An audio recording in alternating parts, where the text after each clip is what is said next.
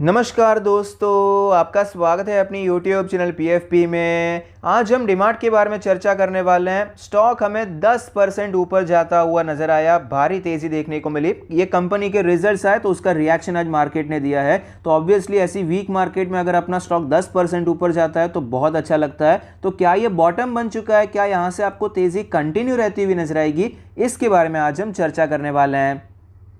सबसे पहले कंपनी के Q4 के नंबर्स पर नजर डाल देते हैं। नेट सेल्स हमें 18% ऊपर जाता हुआ नजर आया ईयर ऑन ईयर बेसिस पे। नेट प्रॉफिट 3% ऊपर है और एबिटा 17% ऊपर है। तो ओवरऑल आप देख पाएंगे रिजल्ट्स डिसेंट नजर आते हैं, लेकिन मार्जिन्स में गिरावट देखने को मिली है क्योंकि सेल्स तो 18% ऊपर है, नेट प्रॉफिट सिर्फ 3% ऊपर है, मार्जिन नीचे गए हैं, फिर भी आपको स्टॉक में तेजी दिखाई पड़ती है। तो ये सेम हमने कल भी डिस्कस किया था वीकली Q&A सेशन में। रिजल्ट्स आ गए थे, बहुत लोगों ने देख भी लिया था। तो मुझे क्वेश्चन किसी ने पूछा था कि क्या ये स्टॉक और भी ज्यादा नीचे जा सकता है क्योंकि रिजल्ट्स खराब आ चुके हैं। तब भी हमने यही डिस्कस किया था कि भाई स्टॉक ऑलरेडी गिर चुका है, 4000 के लेवल से 3200 पे ऑलरेडी आ चुका है। अच्छी खासी गिरावट आपको शॉर्ट पीरियड में देखने को मिली है, तो मार्केट आपको सरप्राइज कर सकता है। कई बार पहले ही सब कुछ फैक्टर इन हो जाता है और डिमांड के केस में मेरे हिसाब से यही होता हुआ नजर आया। देखिए रिजल्ट्स एकदम खराब नहीं है, रिजल्ट्स आपको ओवरऑल मिक्स नजर आते हैं। थोड़ी बहुत यहां पर नेगेटिव्स है, थोड़े बहुत पॉजिटिव्स भी नजर आते हैं।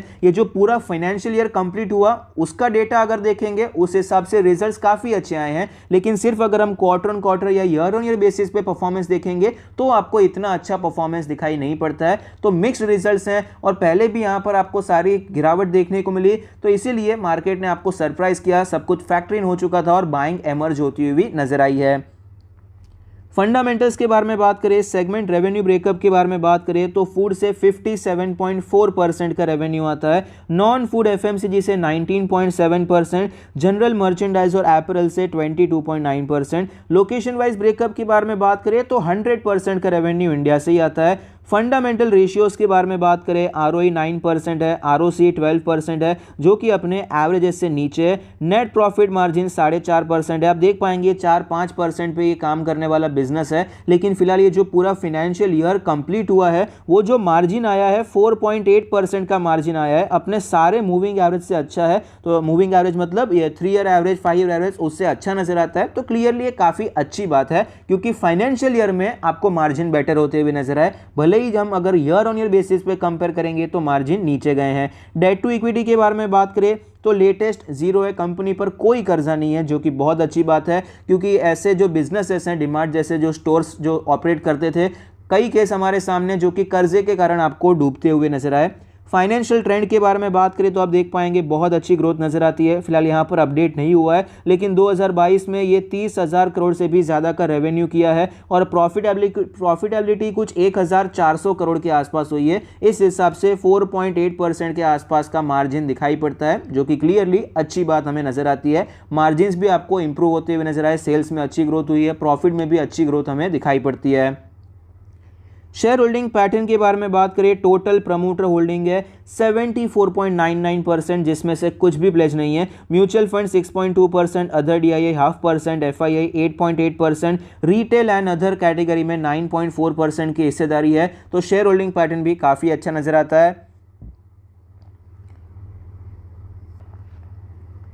टारगेट के बारे में बात करें तो कई एनालिस्ट ने डीमार्ट को कवर किया है रिजल्ट्स आने के बाद। एडलविस ने रेड्यूस से हटाकर बाय कर दिया है। उन्होंने जो टारगेट दिया है अप्रॉक्सीमेटली 3300 के आसपास का टारगेट दिया है। ये कोटक इंस्टीट्यूशंस का टारगेट है। एक्चुअली कोटक इंस्टीट्यूशंस ने रेड्यूस सेल से करके रेड्यूस की रेटिंग कर दी है। 3200 का टारगेट था, अब वो टारगेट बढ़ाकर 3300 कर दिया है।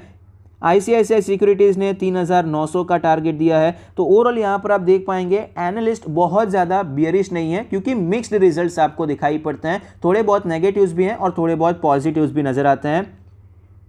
पीयर कंपैरिजन के बारे में बात करें तो क्लियरली सबसे बड़ी कंपनी स्पेस में, और वैल्यूएशंस के बारे में बात करें तो वैल्यूएशंस भी ओवरऑल आपको 100 से ज़्यादा का पी रेशियो है। एक नज़र में आपको ये महंगा ही नज़र आएगा और महंगा भी है भी सही, लेकिन अगर ये पूरे सेक्टर को देखेंगे तो ये पूरा सेक्टर आपको थोड़ा बहुत महंगा ही नज़र आता है। आप देख पाएंगे वी मार्ट जो इसका प्रॉपर यहाँ पर पीयर हो जाता है, वहाँ पर वैल्यूएशंस 455 चल रहा है और यहाँ पर 142 चलता हुआ नज़र आता है। तो इस हिसाब से पीयर कंपेरिजन में ये आपको ओवर वैल्यूड नज़र नहीं आती है।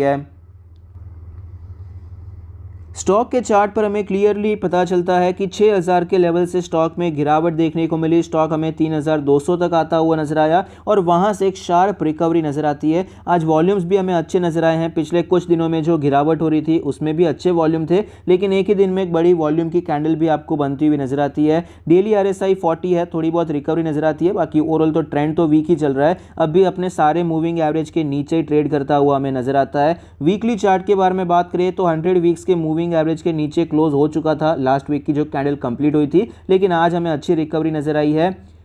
वीकली RSI 38 का लेवल है, अब भी यहां पर आपको ओवरऑल थोड़ी बहुत वीकनेस ही दिखाई पड़ती है। इंपॉर्टेंट लेवल्स के बारे में बात करें तो सबसे पहले हम सपोर्ट डिस्कस कर लेते हैं। 3250 के आसपास का एक इंपॉर्टेंट सपोर्ट था। पहले भी आप देख पाएंगे यहाँ पर रेजिस्टेंस लेकर स्टॉक नीचे आता हुआ नजर आया था, फिर ऊपर गया, सपोर्ट लेकर आपको एक अच्छी रैली देखने को मिली, तो यहीं से स्टॉक ने एक अच्छा बाउंस बैक दिखाया है। रेजिस्टेंस के बारे में बात करें तो 4000 का लेवल है, बहुत ही बड़ा रेजिस्टेंस बनने वाला है। बीच में कुछ रेजिस्टेंस आएंगे लेकिन वो कोई बड़े रेजिस्टेंस नहीं है। मेन रेजिस्टेंस अभी ये 4000 का लेवल ही है, क्योंकि यहाँ पर बहुत टाइम तक स्टॉक ने ट्रेड किया था, सपोर्ट लिया था, उसके बाद ये तोड़कर नीचे आया था, तो ये लेवल एक मेजर रेजिस्टेंस की तरह हमें दिखाई पड़ने वाला है। और फिलहाल यहाँ पर अगर हम पोजीशन बनाने के बारे में बात करें तो शॉर्ट टर्म की पोजीशन तब बनानी चाहिए जब आपको यहां पर स्ट्रेंथ दिखाई पड़े, जो कि 4000 के ऊपर आपको ट्रेंड कंफर्म होता हुआ नजर आएगा कि स्टॉक में तेजी देखने को मिली है। मिड टर्म के बारे में बात करें, पोजिशनल ट्रेडिंग के बारे में बात करें, स्टॉक एक अच्छे लेवल पे आ चुका है जहां पर हम खरीदारी करने के बारे में सोच सकते हैं, लेकिन अभी पोजीशन बनाने से बचना चाहिए क्योंकि अभी भी ट्रेंड वीक चल रहा है। और यहां पर कुछ पॉइंट्स हैं। एक पॉइंट यह है कि देखिए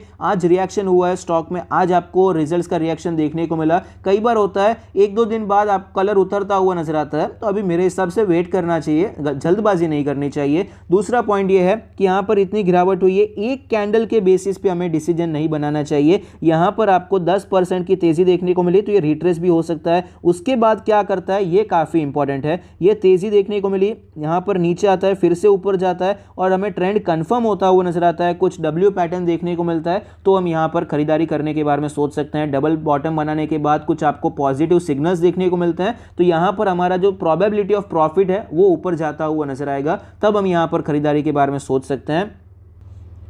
सो अभी के लिए तो पोजिशनल ट्रेडिंग यानी कि मिड टर्म और शॉर्ट टर्म दोनों के लिए अवॉइड करना चाहिए। लॉन्ग टर्म के बारे में बात करें तो खरीदारी करने के बारे में सोच सकते हैं। काफ़ी अच्छे सपोर्ट पर हमें ये दिखाई पड़ता है, यहाँ पर खरीदारी करने के बारे में सोचा जा सकता है। जल्दबाजी करने की मेरे हिसाब से पर्सनली मुझे इतनी ज़रूरत नज़र नहीं आती है। ऐसा नहीं है कि स्टॉक कंटिन्यूसली भागता ही चला जाएगा, यहाँ पर आपको रिट्रेसमेंट करते वापस नीचे आता हुआ नजर आ सकता है। ये जो लेवल्स हैं हमने तो ये भी डिस्कस किया था कि 4000 का लेवल टूटता है, अगर 3500 में भी मिलता है तो वो भी एक अच्छा लेवल है। ये तो स्टॉक और भी आपको नीचे आता हुआ नजर आया था, तो यहां पर आप एक्यूमुलेशन करने के बारे में सोच सकते हैं। लॉन्ग टर्म के लिए क्वांटिटीज ऐड करने के बारे में सोचा जा सकता है।